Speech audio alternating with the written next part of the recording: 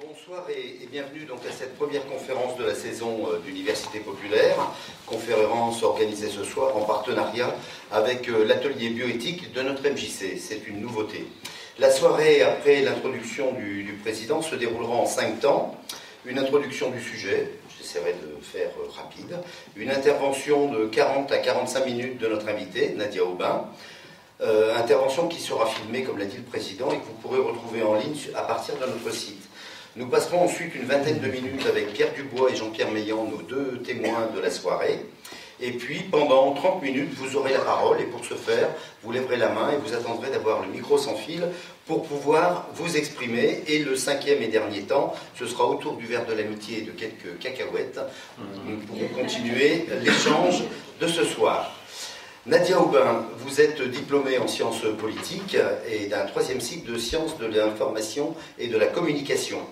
Vous êtes journaliste et vous animez régulièrement des débats publics et professionnels. Les médias dans lesquels on peut vous lire sont la Gazette hôtelière et le Journal des entreprises. Je ne sais pas s'il y en a d'autres, je ne sais trouvé que ceci. Vous êtes cofondatrice avec le professeur Israël Nizan du Forum européen de bioéthique, forum que vous dirigez. Vous êtes membre du conseil d'éthique de l'UNAPI, qui est une association nationale pour les parents d'enfants handicapés. Vous avez écrit, entre autres, Comment évaluer un collaborateur, donc on n'est pas dans la bioéthique, aux éditions Organisation, et L'audace territoire d'entrepreneurs aux éditions Carnet de vie. Qu'est-ce que la bioéthique? C'est un néologisme composé du mot biologie, la science du vivant, et éthique qui concerne la morale et les principes. La bioéthique est donc l'étude des problèmes moraux posés par les manipulations génétiques et la biotechnologie. C'est la définition la plus courte, la plus synthétique que j'ai trouvée grâce au petit Robert. Je cite mes sources. J'ai pu lire sur Wikipédia que le Forum européen de bioéthique a pour vocation de rendre accessibles à tous les questions de bioéthique. Initié par le professeur Israël Nizan et présidé par le professeur Jean-Louis Mandel, il ambitionne par ailleurs de faire de l'Alsace, région de tradition humaniste, un centre de référence en matière de réflexion bioéthique. C'est ce qui est dit dans Wikipédia. La bioéthique apparaît dans les années 60. Elle permet l'intervention d'une pluralité d'acteurs, juristes, sociologues, philosophes, citoyens, et d'une pluralité de disciplines sur les questions du vivant.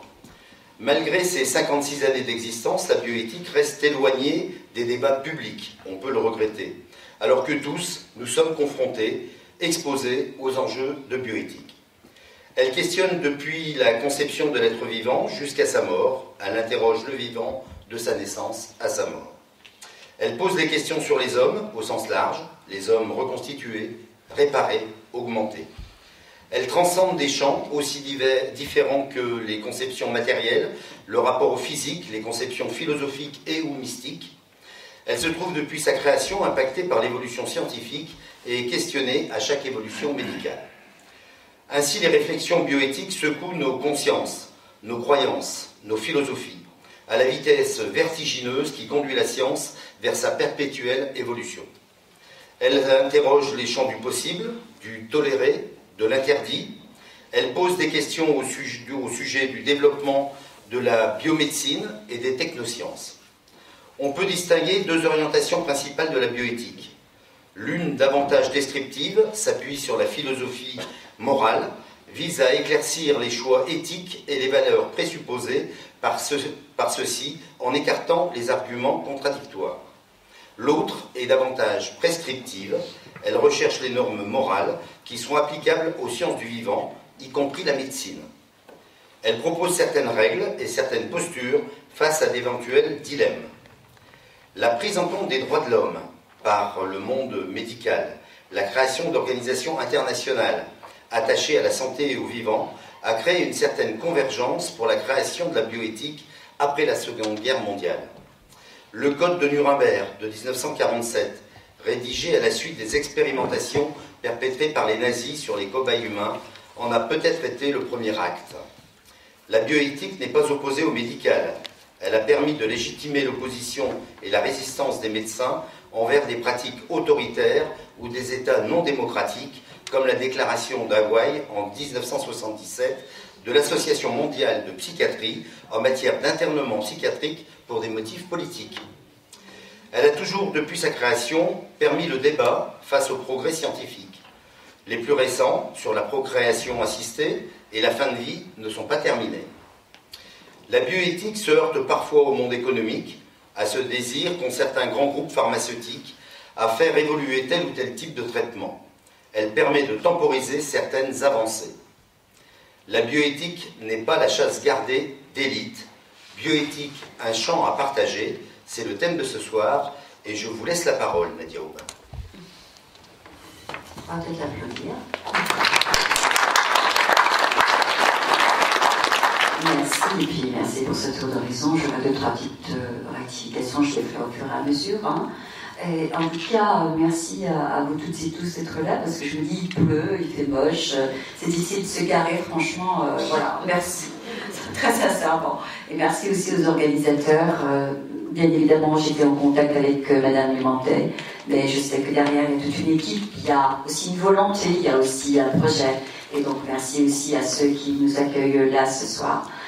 Donc, la bioéthique. Alors, très rapidement, pour dire, alors franchement, je crois qu'il n'y a pas plus horrible mot que ce mot-là, parce qu'il paraît à la fois froid, il met de la distance dans la compréhension, il est un petit peu ésotérique. Moi, j'aurais tendance à dire tout simplement, pour le rendre vraiment accessible et me l'approprier, parce que quand on dit aux gens bioéthique, on te dit « Ah, mais c'est quoi? Qu'est-ce que ça veut dire? C'est compliqué. » Non. Alors, si on dit la bioéthique, c'est tout ce qui concerne, ce sont toutes les avancées médicales, scientifiques, techniques qui concernent le corps et sont susceptibles de le modifier. Par exemple, si je propose cette définition extrêmement courte, hein, et puis les questions que l'on peut se poser autour de ces modifications, qu'elles soient d'ordre moral, éthique, technique, médical, social, c'est ça la bioéthique. Et pour faire encore plus court, généralement je dis, par exemple, quand je suis avec des jeunes, grand-mère a des problèmes, elle est dans un coma végétatif, et on se pose la question, est-ce qu'on va débrancher?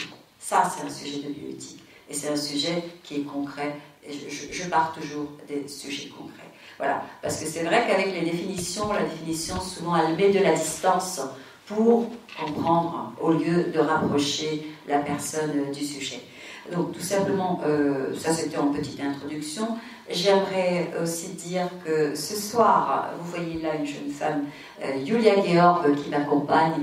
Elle est en charge de toute la communication digitale du Forum européen de bioéthique. Je vais vous donner tout à l'heure quelques chiffres, hein, et vous verrez à quel point c'est important aujourd'hui le digital, surtout quand on n'a pas beaucoup d'argent pour organiser les choses. Hein. Voilà, un forum de bioéthique donc, qui pour le moment a en tout et pour tout des financements publics, et c'est volontaire de notre part, hein, des financements publics en se disant, bon, comme ça on reste à l'abri un petit peu des conflits d'intérêts, mais il y a quand même beaucoup de difficultés avec la droite, avec la gauche, qui se tape par-dessus notre tête, etc. Et nous, on essaie un petit peu de garder le cap là-dedans, mais c'est déjà bien de rester avec des financements publics, c'est-à-dire 230 000 € pour toute l'année. Pour organiser une manifestation, vous avez là-dedans à la fois les salaires, la structure, les déplacements, la communication, absolument tout. Et une manifestation qui en est à sa 7e édition, et qui, d'année en année, grandit. Nous sommes à 30 000 personnes dans les salles sur la semaine, car elle dure une semaine. Et puis nous avons 125 000 personnes qui nous suivent en direct sur Internet et qui suivent toujours, qui regardent encore toujours aujourd'hui nos vidéos. Vous pouvez aller voir sur Internet, sur YouTube ou notre site. Nous avons donc une série de thématiques. Vous pouvez prendre celles que vous voulez et les regarder. Et puis également avec un impact très fort sur les réseaux sociaux, puisqu'on est à 5 millions, plus de 5 millions de visualisations. Donc c'est vous dire quand même que quand on pense que la bioéthique n'intéresse pas les gens et qu'il faut surtout parce que les pauvres ils ne savent pas trop y réfléchir, ça peut les heurter, ça ne les intéresse pas, c'est faux. Quand on fait vraiment un débat de bioéthique et qu'on l'organise sincèrement avec le savoir, avec les sujets qui intéressent le grand public, le public est là, et je pense que vous êtes aussi là c'en est la preuve, voilà. Alors, très rapidement, pour vous dire comment je vais procéder, je ne pense pas aller jusqu'à 40 minutes, car je trouve que c'est toujours lassant quand on a quelqu'un en face qui parle pendant 40 minutes. Moi, personnellement, je n'aime pas. Au forum de bioéthique, on a 45 minutes avec 5 personnes, et puis il n'y a pas de PowerPoint, il n'y a rien. Et donc, ça permet d'être un peu plus dynamique. Donc, je vais faire à peu près une trentaine de minutes pour vous dire les choses suivantes. Pourquoi nous avons le droit et le devoir même de partager les questions de bioéthique. Deuxièmement, l'expérience alsacienne, et quand vous disiez, effectivement, c'est noté que nous ambitionnons de faire de l'Alsace un centre de référence en matière de réflexion bioéthique, grand public, j'ajouterais. Et puis, de là, on essaye aussi, si possible, quand on le souhaite, d'accompagner d'autres initiatives grand public qui sont, avec notre savoir-faire, qui sont dans d'autres régions. Et de vous dire qui, parce que c'est toujours très important, en tout cas moi, avec mes réflexes de journaliste, j'aime bien savoir qui parle et pourquoi il veut faire et avec qui il fait. Ça me donne un petit peu une idée sur ses intentions. Bon, voilà, c'est une déformation, c'est comme ça. De dire qui fait et pourquoi on l'a fait. Comment est venue cette idée-là, en fait, c'est pas tombé comme ça du ciel. Et puis, c'était peut-être aussi un petit peu dans l'air du temps. De vous dire aussi quels sont les sujets que nous avons abordés et comment nous les déclinons. J'ai ramené d'ailleurs des documents, en fait. Alors, nous avons différents supports, mais pour chaque édition, on a essayé avec Julia Georg d'amener le programme, soit sous forme de livret programme que nous avons sous forme d'invitation. L'idée, c'est de vous dire comment nous on présente les choses. Un terme de bioéthique qui s'appelle fin de vie, où les organes, le corps humain peut se détacher, le cerveau, etc. Comment on décline. Et en lisant ces documents-là, vous allez voir comment nous déclinons ces thèmes. Et ça ne sort pas uniquement de notre tête. On fouille pendant un an sur différents supports, sur Internet, pour voir ce qui intéresse vraiment les gens. Pour ne pas être piégé par la parole de l'expert, pour ne pas être piégé également, éventuellement, par la parole du politique ou je ne sais quel lobby, parce qu'il y a effectivement beaucoup de lobbies sur ce terrain-là. Donc vous pourrez les prendre. Vous pourrez également voir le journal DNA, le travail que nous faisons avec lui, car à chaque fois il sort un supplément qui est diffusé à plus de 300 000 exemplaires. Voilà, c'est un petit peu pour la présentation. Et pour terminer, j'évoquerai quelques cas que vous connaissez, on va en parler, et puis je répondrai à toutes vos questions, les questions des uns des autres. Bien évidemment, des cas, il y en a un paquet. D'ailleurs, la bioéthique, c'est toujours paradoxal, c'est un champ qui reste encore vraiment chasse gardée, en effet, de quelques-uns. Et puis, allez, il y a des initiatives, on va dire, des initiatives que l'on peut voir beaucoup dans les paroisses et tout. Et pourquoi pas? Pourquoi pas? On dit toujours, l'Église, elle se saisit trop de ces questions-là. Eh bien, elle, au moins, elle le fait. On n'a qu'à faire la même chose. J'ai envie de dire, nous, si on se croit, si on dit, on prétend qu'on est laïque et humaniste et qu'on a envie d'être dans une démarche d'éclairer les gens, eh bien, faisons-le alors. Et c'est vrai, si vous regardez bien, on a des alertes Google régulièrement au bureau pour suivre depuis qu'on a travaillé sur le projet du forum de bioéthique pour voir qui fait quoi dans le monde sur ces questions de bioéthique. En effet, il y a effectivement une démarche volontariste de la part des gens qui sont catholiques, qui sont ou de l'Église ou autres. J'ai envie de dire, tant mieux, au moins eux, ils le font. Alors que nous, ce qu'on peut observer, c'est que au niveau du politique, par exemple, le politique considère que la bioéthique, c'est une machine à perdre les voix. La preuve, regardez comment s'est passé le débat autour de la fin de vie. D'ailleurs, plus personne, même moi, souvent, je suis obligée de regarder où on en est finalement. Les directives anticipées, parfois, je reçois des mails au bureau. Les directives anticipées, où est-ce que je peux faire les directives anticipées? D'abord, je ne réponds pas parce que je ne suis pas autorisée à répondre là-dessus, c'est pas mon but. Hein. Et puis, je suis obligée de regarder finalement la loi, elle dit quoi? Et où est-ce que le citoyen il peut poser ses directives anticipées pour dire, moi, je veux avoir cette sédation profonde ou pas? C'est vraiment toujours, hein, c'est dans le bruit, c'est dans le forceps. Hein. Et regardez comment c'est passé aussi pour le mariage pour tous, manif pour tous. On arrivait aux affrontements et après prétendre qu'on a organisé le débat, c'est faux. On a le droit de dire non, ce n'est pas vrai, vous n'avez pas organisé le débat. Vous avez effectivement fait une promesse sous des lobbies, parce que c'était bien en campagne, et vous allez d'ailleurs refaire d'autres promesses bientôt, là, pour les présidentielles. Il ne nous racontait pas qu'il y a eu des débats, c'est pas vrai. Et de la même manière que quand on dit qu'il y a eu les états généraux de la bioéthique, alors je n'ai pas les chiffres en tête, mais vous pouvez regarder sur le site du CCNE, qu'est-ce que c'est que cette démarche grand public qui dit qu'on a fait une démarche grand public qui consiste à prendre 47 personnes de la population française, selon un sondage, c'est-à-dire la méthode d'échantillonnage, Sofras et autres, de dire ils sont représentatifs de la population française, on les enferme quelque part, enfin j'exagère, ils sont quelque part, pendant 48 heures, on les forme à la bioéthique. Déjà, formation bioéthique, ça me dérange. Je me pose une question, déjà. Je vais vous dire après pourquoi. Hein. Et après, on leur pose la question et on écoute leur réponse et on dit le peuple français a répondu. C'est pas possible. Hein. Moi, je trouve que ce n'est pas possible. C'est juste pas possible. C'est non seulement un mensonge, et puis c'est vraiment... c'est au-delà de tout ce que je pourrais dire, c'est pas la peine de qualifier ça. Alors, sur la question de la formation à la bioéthique, je ne sais pas personnellement, et c'est ce que disent souvent les gens, vous pouvez écouter sur nos différentes vidéos, si on peut former des gens à la bioéthique. Car vouloir former des gens à la bioéthique, c'est vouloir de nouveau instaurer une autorité sachante qui va dire à quel moment, à tel ou tel moment, ce qu'il faut faire. Ça revient toujours à cette idée-là d'être pris par la main, par quelqu'un, à l'hôpital. Voilà, il a un diplôme de bioéthique, mais que sait-il de la pratique, que sait-il de la douleur, que sait-il de la vulnérabilité, de l'altérité, que sait-il d'un tas de choses. Voilà. Donc, formation bioéthique, personnellement, j'ai beaucoup d'interrogations là-dessus. Je sais que ça existe. Donc voilà, alors c'est très très bizarre donc, de voir aujourd'hui encore à quel point les questions de bioéthique sont éloignées de nous, alors qu'elles nous touchent tous, et malheureusement, on y arrive à ces sujets de bioéthique à des moments souvent très douloureux. C'est-à-dire qu'on est confronté, malgré soi, on plonge parce qu'on a un parent qui est atteint de la maladie d'Alzheimer, on a perdu un enfant. Hein, les femmes qui perdent des enfants, des bébés morts-nés, et puis il y a un corps, on ne sait pas trop comment... alors bon, heureusement aujourd'hui, on ne les jette plus, enfin, il y a un enterrement, on habille le bébé, etc., parce qu'il y a un deuil à faire et tout.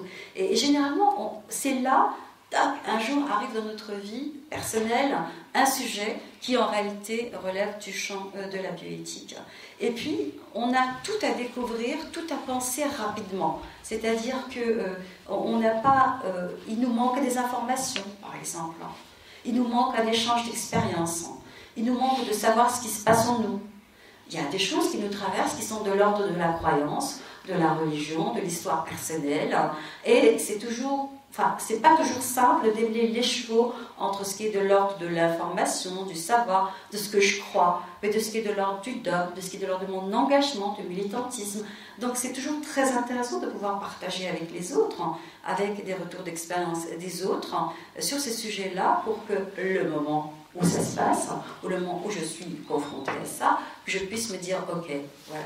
Je ne vais pas forcément prendre une décision en étant certaine que c'est à 1000% ce qu'il faut faire. Mais moi, je suis éclairée. Je l'ai partagé avec d'autres. J'ai su avec les autres. Voyez ? Et d'ailleurs, très souvent, si l'on regarde bien les choses, là, les sujets de bioéthique arrivent à nous par des faits divers. Vincent Lambert, la GPA, bah, ça vient.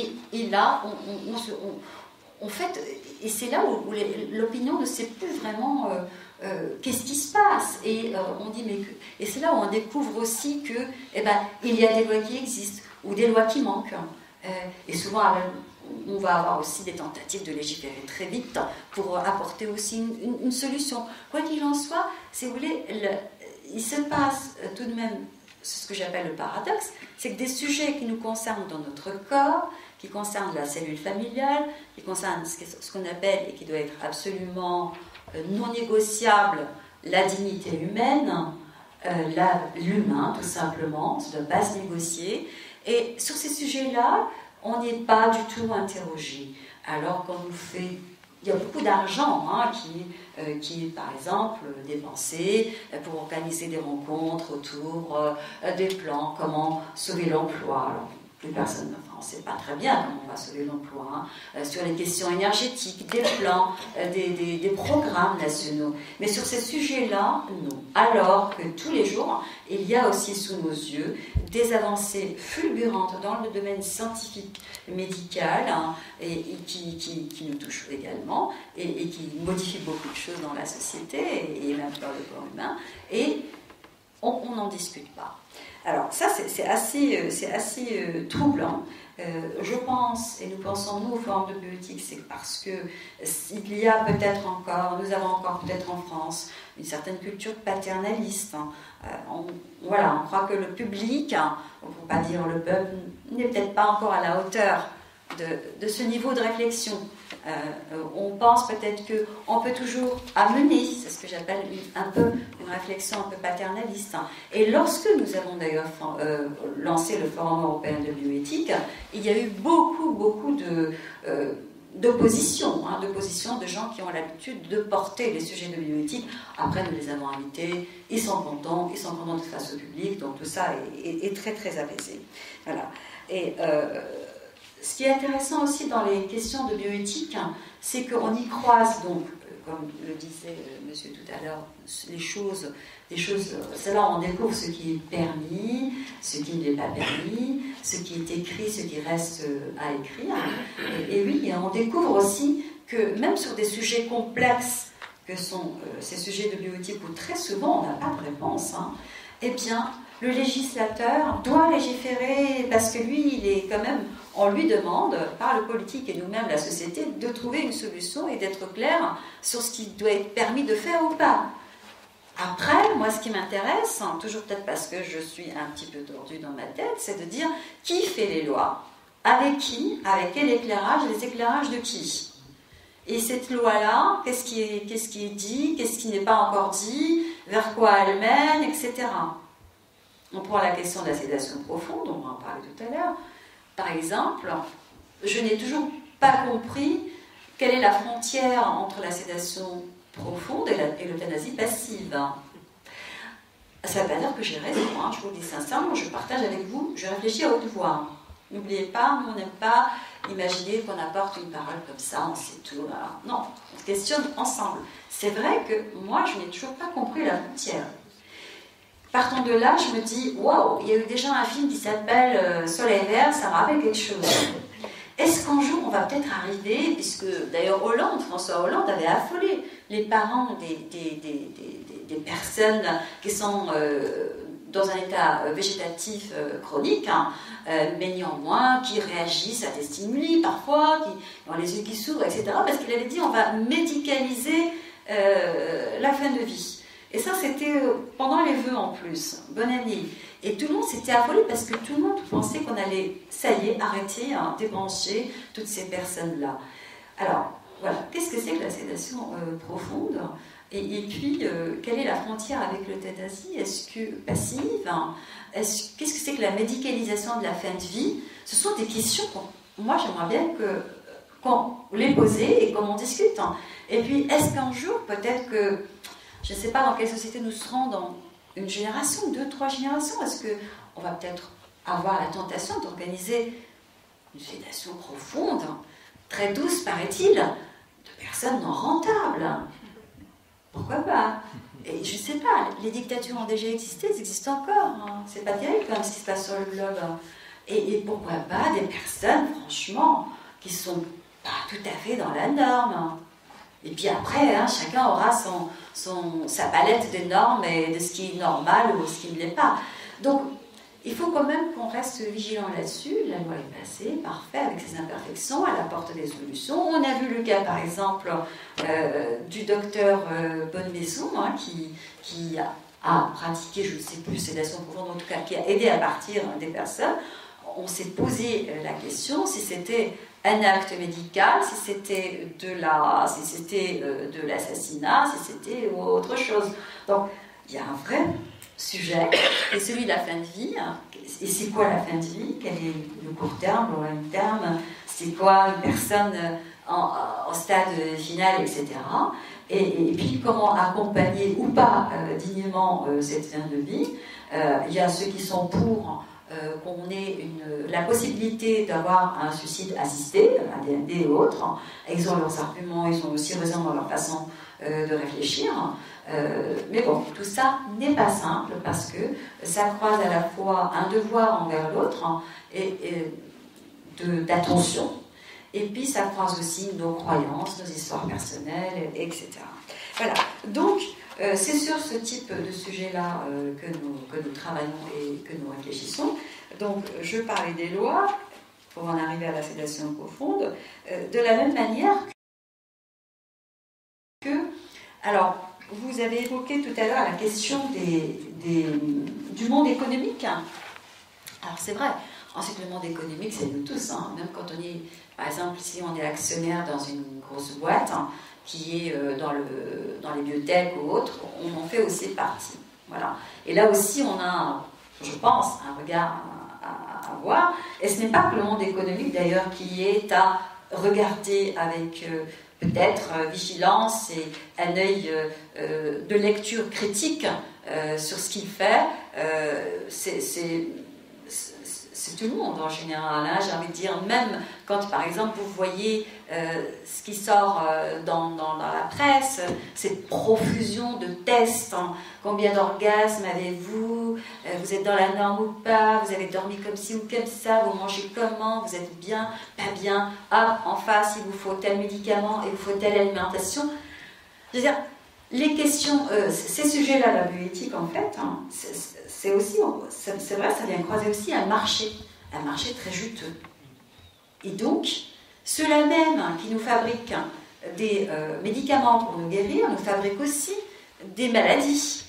C'est ce qu'on voit par exemple avec le DSM-5, 6, hein, ce manuel qu'on utilise hein, dans le monde de la psychiatrie, de la psychanalyse, hein, qui est venu des États-Unis. Et ce n'est pas uniquement les médecins, ce n'est pas uniquement les laboratoires, ce sont aussi les patients eux-mêmes. Avec du lopidine, on fait en sorte que soit rentré dans ces grilles-là, dans ce manuel, leur pathologie. Ça s'appelle hyperactivité, que ça s'appelle un deuil qu'on ne dépasse pas au bout de 15 jours, ça veut dire qu'on est dépressif, etc.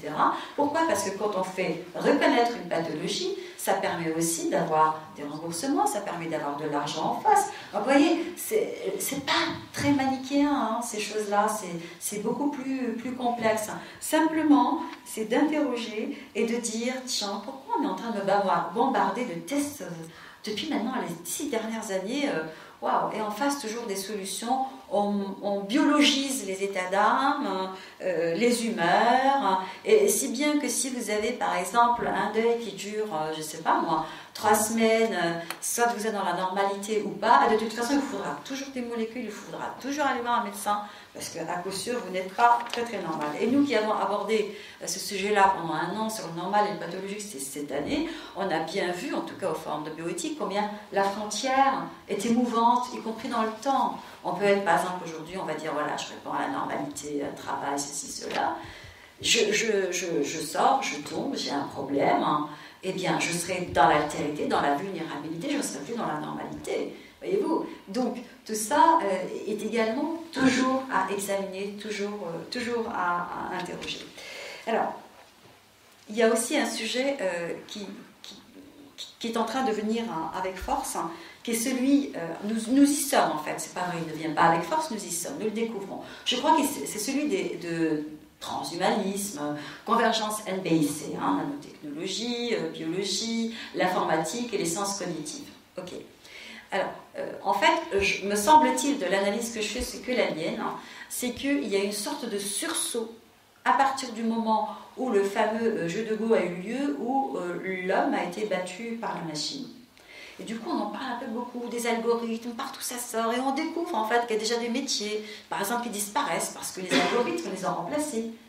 Je prends un métier comme celui que je connais bien, 2 que je connais bien. Par exemple, dans le domaine du journalisme, on a déjà des journaux qui sont en train de construire avec des algorithmes des sommaires sur 2 ans. Parce que ces algorithmes, voilà, ils vous disent, on a agrégé un certain nombre d'informations, et voilà, on sait que votre public est vous, voilà ce qui l'intéresse, et donc vous avez le sommaire sur 2 ans. Donc, exit les conférences de rédaction qu'on a l'habitude de faire, et puis ce n'est même pas la peine de parler de l'humain. Il y a aussi, par exemple, dans le domaine toujours des médias, de plus en plus on a recours aux algorithmes pour placer de la publicité. En gros, vous avez 4-5 métiers qui sont, à mon avis, très mal en ce moment. Le média planeur, le marketeur, le stratège et tout, parce que, par exemple, moi je vais venir, Forum européen de bioéthique, j'ai envie qu'on place mes annonces chez vous, que vous appelez TF1 ou autre, c'est pas vrai, j'ai pas le budget pour, mais bon. Et qu'est-ce qui se passe? On rentre les données Forum européen de bioéthique avec des données autour de ça, dans le logiciel, je le dis avec mes mots, et on va me sortir exactement à quel moment je dois placer ma publicité, sur quel public, etc., etc., etc. Et là-dedans, vous avez tous les métiers de stratégie, communication, marketing, tout ça qui sont aujourd'hui quand même chahutés, de plus en plus. C'est-à-dire qu'on a connu l'ère où il y avait des métiers manuels qui étaient en difficulté, en disparition. Après, aujourd'hui, on arrive quand même à des métiers qui sont ceux du know-how. Et même les médecins aujourd'hui, on a de plus en plus affaire à des ordinateurs il y a aussi la possibilité de faire des diagnostics par ordinateur.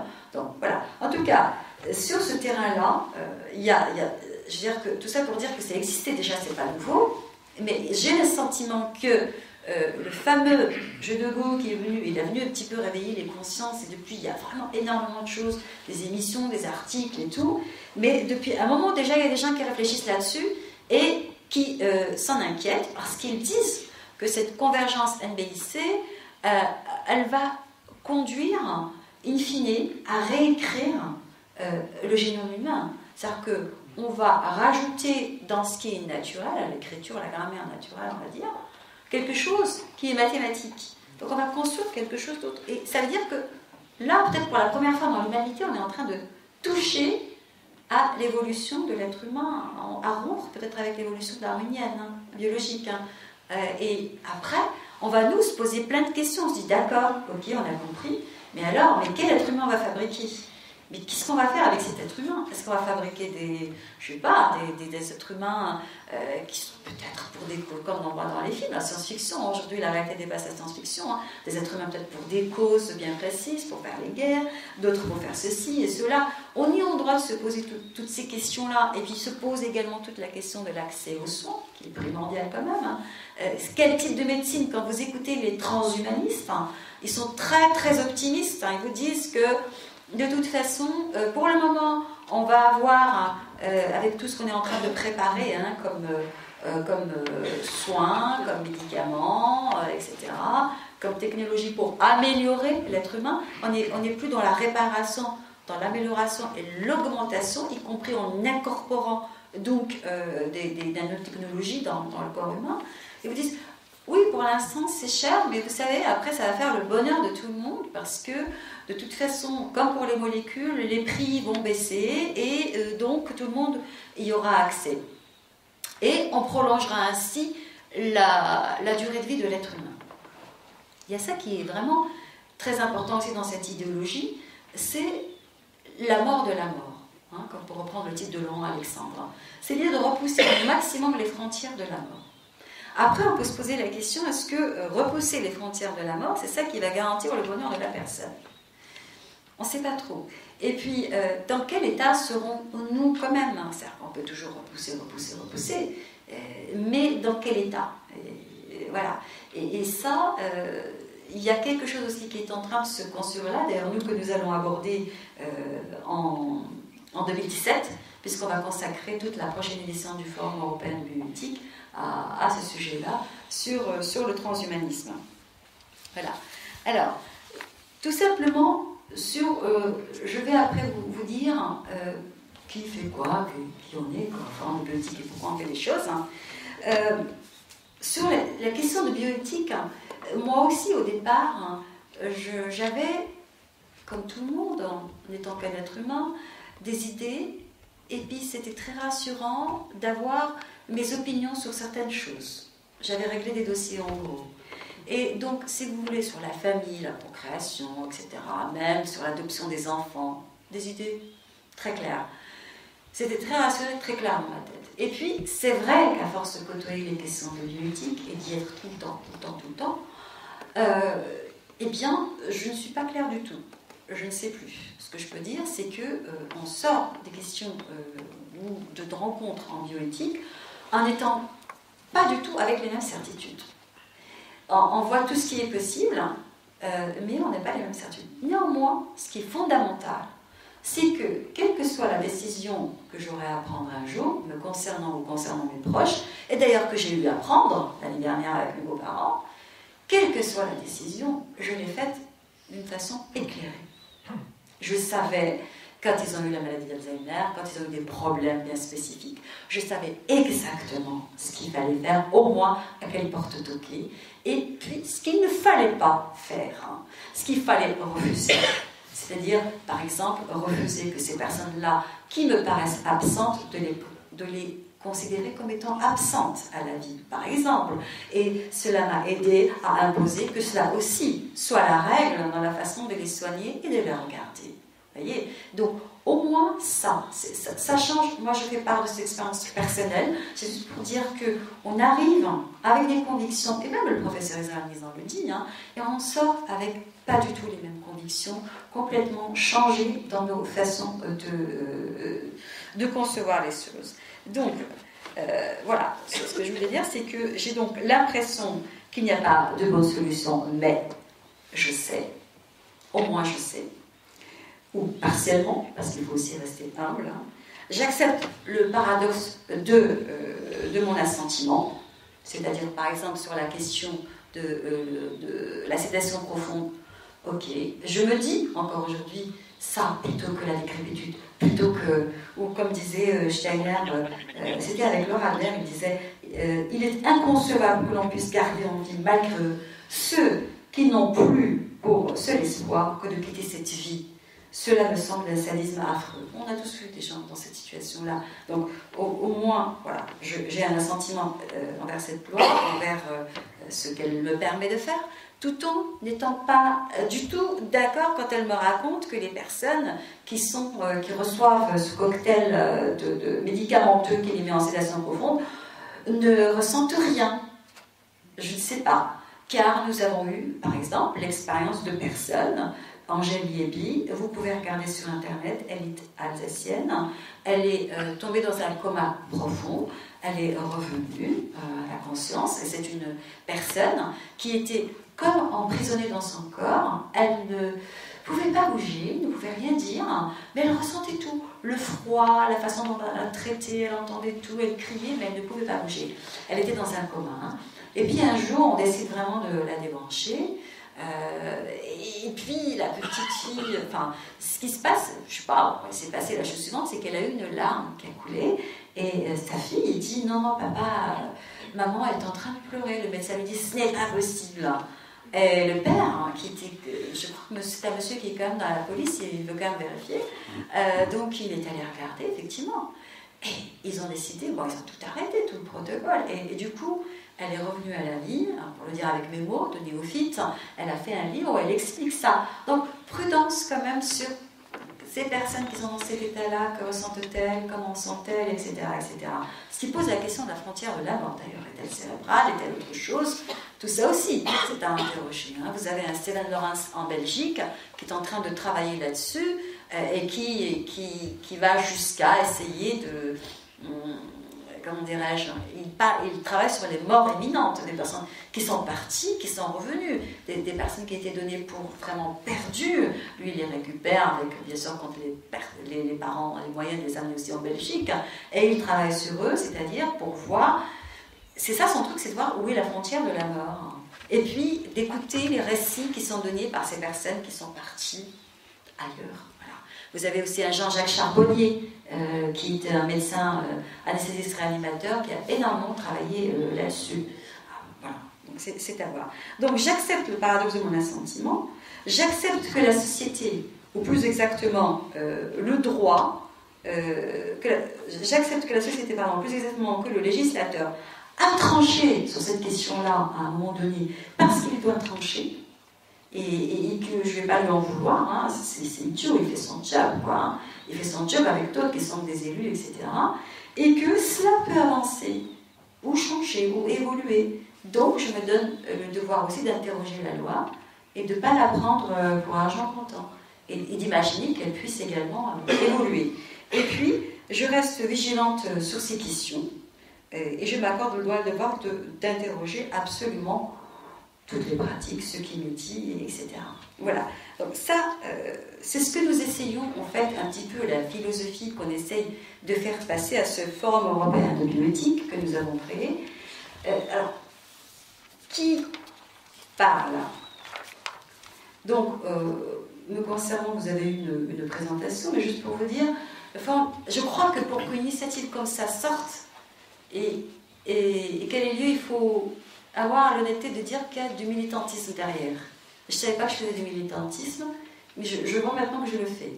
C'est-à-dire, à l'origine, vous avez effectivement Israël Lisan qui avait pensé, pas comme ça, il avait envie de faire un congrès de bioéthique au Conseil de l'Europe. Et il avait pensé faire venir des experts. Et puis, le fait d'avoir des experts de renommée internationale ferait parler de Strasbourg, de l'Alsace, et il y aurait également des répercussions sur le public sur ces sujets-là, y compris en y consacrant là ou là des débats. Et en fait, nous, réellement, il y a 3 personnes, donc Israël Lisan, Jean-Louis Mandel et moi-même, et de fil en aiguille, en un an, on a monté ce forum de bioéthique, c'est-à-dire qu'on a complètement oublié l'idée de rester à huis clos, parce que sinon on allait rester de nouveau entre nous, hein, dans un bon bunker bien sécurisé qui s'appelle le Conseil de l'Europe. D'ailleurs, si vous essayez de rentrer là-dedans, c'est très compliqué, hein, parce que, voilà, on parle tout le temps de sécurité, moi parfois, je me dis, bon, alors dites-moi à quel point on est dans l'insécurité, tellement on ne peut rien faire avec vous, institution, bref.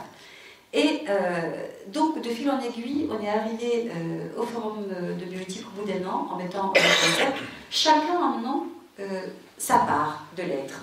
Donc, pour Israël Lisan, professeur donc, de médecine, gynécologie obstétrique, chef du pôle gynécologie obstétrique à Strasbourg.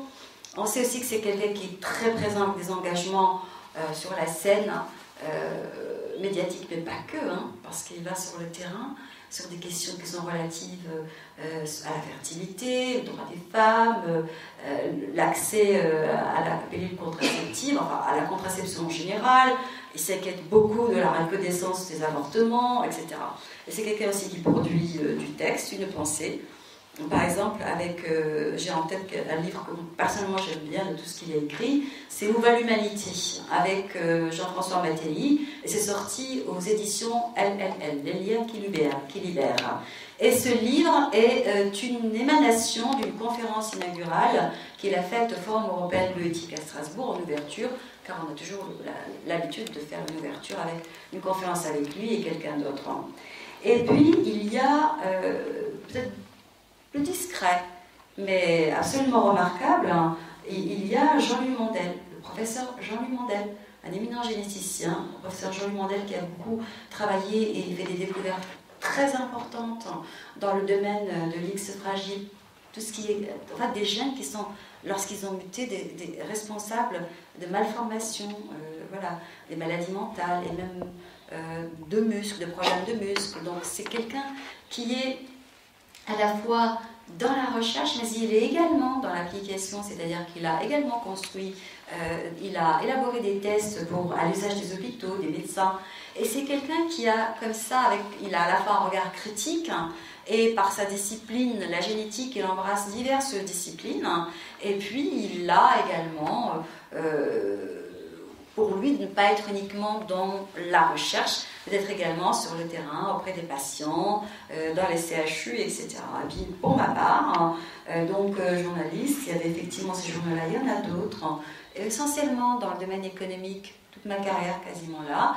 Et, mais disons, il me semble que ce qui est plus important à dire, c'est effectivement peut-être cette formation Sciences Po et journalisme qui ouvre l'esprit qui vous met un petit peu régulièrement à la fois dans l'obligation et dans la capacité de passer d'un sujet à l'autre en essayant tout de suite de voir ce qui est important et ce qui a vraiment de l'enjeu. Mais surtout, j'ai envie d'ajouter, il y a l'expérience du débat qui me mène à être dans l'argumentation, avec la parole et avec l'autre. Et puis, c'est mon style, car je déteste le bruit et je déteste les disputes, de le faire d'une manière apaisée. Et certainement, il y a derrière aussi mon expérience de vie en Algérie, puisque je viens d'Algérie, où j'ai vécu 24 années, où là, j'ai pu voir à la lumière de... c'était à la veille de la guerre civile et de la montée de l'intégrisme religieux musulman, ce qu'un être humain peut faire en déshumanisant l'autre, mais là, je ne fais que répéter ce qui se dit depuis des siècles. Néanmoins, moi, ça me concerne, ça me touche, et je n'ai pas envie de fermer les yeux sur l'altérité, la vulnérabilité. Voilà, je n'ai pas envie, je ne sais pas me vivre autrement qu'avec les autres. Et c'est pour ça que je dis qu'il y a finalement une forme de militantisme, peut-être une envie de réparer, je ne sais rien, peu importe, mais n'empêche que ça m'éclate, je suis bien là-dedans, c'est ce qui me va le mieux. C'est de dire, voilà, on prend tout ce qui est dans le champ de la pensée, on en discute, on le partage pour pouvoir avancer ensemble, parce que, voilà, se vivre avec les autres en société, en se mettant en perspective avec les autres, je trouve que c'est très enrichissant que uniquement de penser, voilà, ce que je vais gagner, et ainsi de suite. Alors ça, c'est qui fait. Alors qu'est-ce qu'on fait au forum de bioéthique dans l'esprit, c'est vraiment de faire circuler la parole librement. Voilà, faire circuler la parole et rien d'autre. On n'a même pas envie de peser sur l'opinion publique, ni sur le choix des politiques, ni le législateur, rien du tout. C'est juste de dire, on prend un thème, comme celui-ci, le normal et le pathologique ou le transhumanisme. On va le décliner, comme je vous ai dit, en 35 rendez-vous débats. On invite, c'est-à-dire table ronde, on invite à chaque table ronde 4, 5, 6 personnes qui sont de champs de disciplines diverses, mais pas que des disciplines d'ailleurs, des gens qui sont dans les associations, des malades, des handicapés, des jeunes. Beaucoup de jeunes, c'est important parce que ce qu'on fait aujourd'hui, c'est eux qui vont l'avoir, donc ils sont tout le temps associés au Forum européen de bioéthique. Et puis, on met les experts face au public, qui n'ont pas de PowerPoint, rien. Moi-même, j'ai préparé des choses à lire, mais j'ai pas envie, c'est pas vraiment ma culture. Donc, ils parlent avec le public. Alors, il y a 45 minutes comme ça à la tribune. Généralement, c'est moi qui anime. Il y a aussi Israël Nizam qui anime. Et ensuite, 1h15, parce que les débats, c'est 2 heures. 1h15, c'est vraiment direct, la salle et les experts ou les intervenants.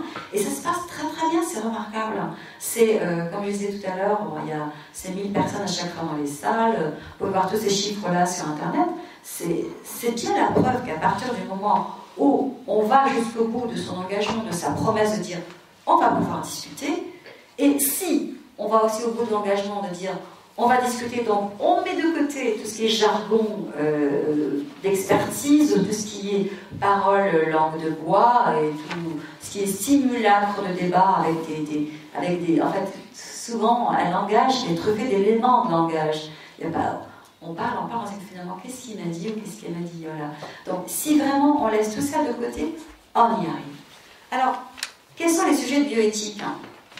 Nous, on a par exemple travaillé sur la fin de vie et le vieillissement. On a pu voir vraiment la difficulté que nous avons, c'est assez paradoxal aussi, de trouver ou d'avoir imaginé d'une manière anticipée les solutions sur la fin de vie, les solutions sur quelle structure d'accueil, quelles compétences, par exemple, il faut à côté. On se repose peut-être un peu trop sur les parents accompagnants, voilà. Et on a pu voir aussi que c'est paradoxal parce que toutes les études nous disent depuis belle lurette que nous avons une population vieillissante, ça en enfance c'est portes ouvertes, et pourtant on n'est toujours pas prêt. Et même si vous regardez bien, en fait, moi je trouve que pour peu qu'on ait un petit problème de santé, on se rend compte à quel point tout est fait pour des gens qui sont en très bonne forme. Je ne sais pas, vous avez mal aux pieds, vous avez mal à marcher, le trottoir est trop haut, il y a que des escaliers, les métros n'en parlons pas, c'est très compliqué. Tout devient aussi dangereux et piégeant dans la maison. avec les tables. Il n'y a que des tables rectangulaires, hein. On se heurte, l'éclairage n'est pas assez bon. Il y a tout à... C'est-à-dire que finalement, c'est la société entièrement qui est pensée pour des êtres performants encore. Mais elle ne pense pas à intégrer la personne quand tout simplement elle n'est pas au top de sa performance, qu'elle soit un enfant, qu'elle soit une personne malade, qu'elle soit une personne âgée, etc., etc. Donc ça, on a vraiment pu le voir et le vivre à ce moment-là. La seconde année, on a travaillé sur tous les sujets de la procréation, hein, c'est la famille en chantier. Vous verrez là tous les programmes, comment on l'a décliné. Et là, on a bien évidemment croisé des sujets qui sont toujours aujourd'hui d'actualité, auxquels il va falloir que le Comité national d'éthique s'attelle, que sont par exemple la question de la gestation pour autrui.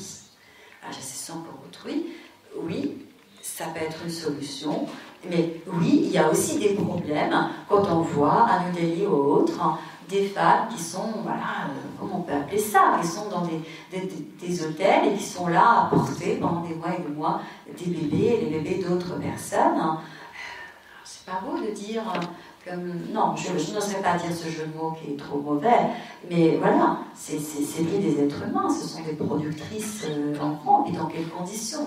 Moi j'ai envie de savoir dans quelles conditions. Et puis après, on a quelquefois effectivement des cas d'enfants qui sont aussi abandonnés, surtout aux États-Unis, parce qu'ils ne correspondent pas à la demande initiale ou autre. Alors, mais cela ne doit pas condamner pour autant la gestation pour autrui. Ce que je dis, c'est que je n'écoute pas uniquement le médecin qui est pour la gestation pour autrui quand il me dit c'est formidable, le couple il a le désir d'enfant, ça se fait pas uniquement pour l'argent, etc. Je l'écoute parce que c'est vrai ce qu'il me dit, c'est ce qu'il voit lui. Mais je regarde aussi et je me dis c'est pas possible, ces femmes en Inde dans les abysses là, non c'est pas possible. Il y a un problème, il y a quand même une question de marchandisation d'un corps humain qui m'interroge et puis d'un devenir d'enfant peut-être à interroger. Donc c'est tout ça qu'il faut voir en fait. Et après, nous avons, après cette question-là, nous avons justement abordé la question du corps humain en pièces détachées. Alors ça c'est le titre générique, mais là-dedans vous mettez les dents d'organes, le trafic d'organes, la location justement du corps, la prostitution, les essais. Alors voilà, les essais chez nous, bon, c'est cadré, etc. Encore vous avez vu, il y a quand même eu des problèmes, mais les essais, comment ils sont opérés ailleurs, les essais aussi sur l'animal, car la cosmétique ne doit pas uniquement rester sur l'être humain, on doit aussi aller également sur la question de l'animal. Elle nous interroge très fortement aujourd'hui. Puis nous avons travaillé sur le cerveau, connaître le cerveau, maîtriser les comportements. Et là, c'était le boom au niveau de la fréquentation, et c'est là qu'on a atteint les 30 000 dans les salles. Il y avait vraiment des gens, c'était limite au niveau de la sécurité, mais on a bien vu à quel point il y avait un questionnement aujourd'hui des gens sur, de la population sur les neurosciences, par exemple. Les neurosciences et leurs applications dans le domaine, par exemple, juridique. Est-ce qu'on peut lire dans le cerveau? Est-ce qu'on peut voir si quelqu'un va commettre un crime ou pas? Mais aussi sur la manipulation. Et cela nous a amené également à aborder la question de l'assujettissement de la raison. L'assujettissement, soit quand on est dans un rapport, par exemple, de vulnérabilité face à une institution médicale ou face à une autorité, mais également face à des sectes ou dans l'engagement qu'on connaît aujourd'hui. Par quel mécanisme psychologique ou autre on arrive à ça? Qu'est-ce qui est mis à l'œuvre? Il y a aussi guérir par l'esprit, hein, puisque voilà, on a également abordé cette question-là, on l'a en tout cas posée. On a, par exemple, on nous parle des capacités de notre cerveau à faire beaucoup de choses. Qu'est-ce qu'il y en est? Est-ce qu'on peut guérir par l'esprit ou pas? La méditation, etc. Donc, c'était très passionnant. Hein. C'était vraiment une édition, personnellement, que j'ai adorée. Et je crois que le public aussi a aimé. Et quand on voit sur YouTube ce qui est en train de regarder chez nous, sur nos vidéos, ça fait partie des éditions qui sont le plus suivies. Et il y a une question quand même qui est tout le temps regardée. Et ça, c'est vraiment ça.